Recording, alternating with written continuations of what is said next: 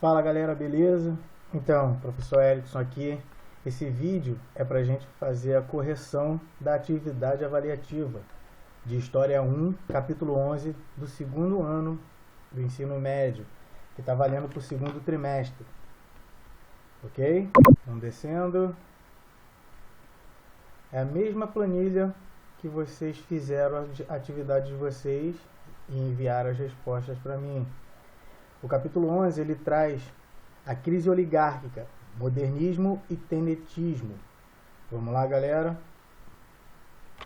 Na Primeira República, 1889-1930, houve a reprodução de muitos aspectos da estrutura econômica e social constituída nos séculos anteriores. Noutros termos, no final do século XIX e início do século XX, conviveram simultaneamente transformações e permanências históricas. Isso foi retirado do texto de Francisco de Oliveira, Herança Econômica do Segundo Império, de 1985. O texto sustenta que a Primeira República Brasileira foi caracterizada por permanências e mudanças históricas. De maneira geral, o período republicano iniciado em 1889 e que se estendeu até 1930 foi caracterizado, opção correta, espero que todos tenham marcado a opção correta, C, pelo poder político da oligarquia rural e pela economia de exportação de produtos primários, como o café. Vamos para a segunda. Washington Luiz foi o último presidente da República Velha, governando entre 1926 e 1930, quando deposto por um golpe de Estado. Seu governo ficou marcado pela crise econômica mundial de 1929 e pela ruptura com a antiga política do café com leite. O último representante da chamada República Velha, que é o início da República, né, que é dividida entre República da Espada e República Oligárquica, e assim, depois do golpe de 30, passou a ser chamada de República Velha, porque o que veio depois de 1930 foi o Estado Novo. Vamos lá? Washington Luiz foi retirado do poder pelo movimento político que ficaria conhecido como, opção correta, Revolução de 30. A Revolução de 1930, que leva Getúlio Vargas ao poder, que vai dar início ao que a gente vai conhecer como Era Vargas, que a gente vai estudar mais para frente. Continuando, galera. 3. Foi no cenário dos grandes lucros da economia cafeeira que surgiram empresários como Irineu Evangelista de Souza, o Barão de Mauá, preocupados com o desenvolvimento das estradas de ferro, das cidades e de toda a infraestrutura necessária para o crescimento do país. Contudo, as primeiras indústrias foram surgindo de maneiras paulatinas no final do século XIX e início do século XX. Elas representavam ainda uma baixa participação na economia nacional. Na Primeira República, o processo de industrialização no Brasil sofreu sensível impulso com, opção correta,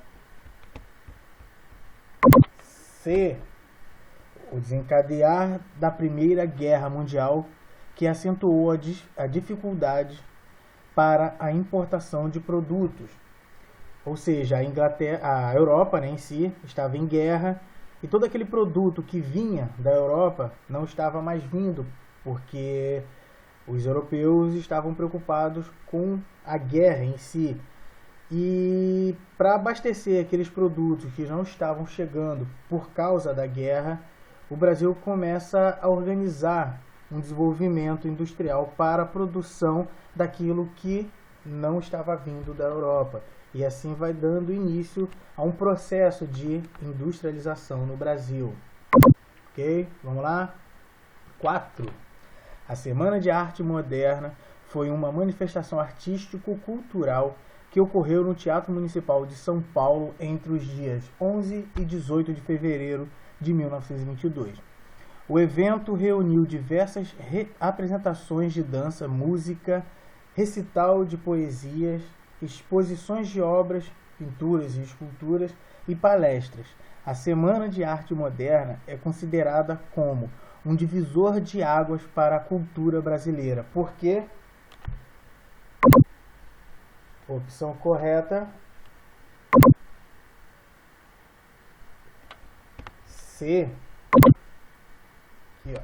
Foi considerada como a primeira manifestação coletiva pública na história cultural do nosso país em favor de um espírito novo e moderno que contrariasse a arte tradicional de teor conservador que predominava no Brasil desde o século XIX. Ou seja, a cultura brasileira ela estava sendo colocada em evidência e todo o movimento modernista veio para desenvolver essa cultura brasileira e não mais formar a cultura brasileira como uma cópia da cultura que vinha da Europa. 5. Durante o processo eleitoral no ano de 1921 para a presidência da República, o jornal Correio do Amanhã publicou cartas ofensivas com a autoria do candidato Arthur Bernardes, de Minas Gerais, ao ex-presidente Marechal Hermes da Fonseca. Bernardes negou a autoria, mas os militares, principalmente do clube militar, onde o Marechal Hermes da Fonseca era presidente, ficaram descontentes com a publicação. O descontentamento por parte dos militares, mediante as ações do governo, ocasionou a elaboração da revolta dos 18 do Forte de Copacabana. Em que consistiu essa revolta no contexto da República Velha? Opção correta B. Consistiu na primeira manifestação revoltosa dos tenentes em 5 de julho de 1922, fato que inaugurou o movimento tenentista. Vamos lá. 6. A Coluna Preste foi uma importante rebelião que fez parte do movimento tenentista e que atuou fortemente durante a década de 1920. Selecione a alternativa que traz o nome de outra rebelião tenentista desse período. Opção correta D. A revolta do Forte de Copacabana, que é a revolta dos 18 do Forte, né? Que eles vão marchando, 17 militares mais um civil, vão marchar pela praia de Copacabana como forma de revolta ao governo republicano. Vamos lá. 7. A Coluna Preste foi um dos maiores movimentos de oposição ao governo que surgiu durante a Primeira República. Os membros da Coluna Preste atuaram entre 1925 e 1927 e caminharam mais de 25 mil quilômetros pelo interior do Brasil. O nome desse grupo faz menção a... Opção correta B. A um importante tenentista do período e membro da coluna chamado Luiz Carlos Prestes. Ok, galera? Vamos lá, continuando. 8. A revolta dos 18 do Forte de Copacabana não obteve êxito. Entretanto, foi a primeira ação articulada contra a República Velha. Após essa revolta, iniciaram-se outros movimentos com a mesma ideologia, como a Comuna de Manaus, a Revolução Paulista de 1924 e a Coluna Preste de 1925 a 1927. Todas com a mesma finalidade, destituir a oligarquia cafeeira. Sobre o tenentismo no Brasil durante a Primeira República, é correto afirmar que, ou é correto dizer,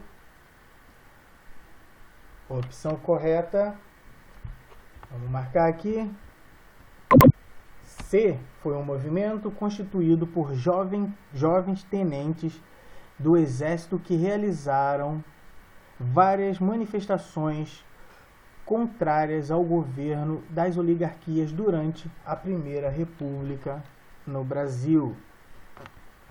Né? Lembra que a gente já falou isso em aula, que eles se revoltavam contra as condições precárias do exército, né? E principalmente contra o baixo soldo, ou seja, o baixo salário.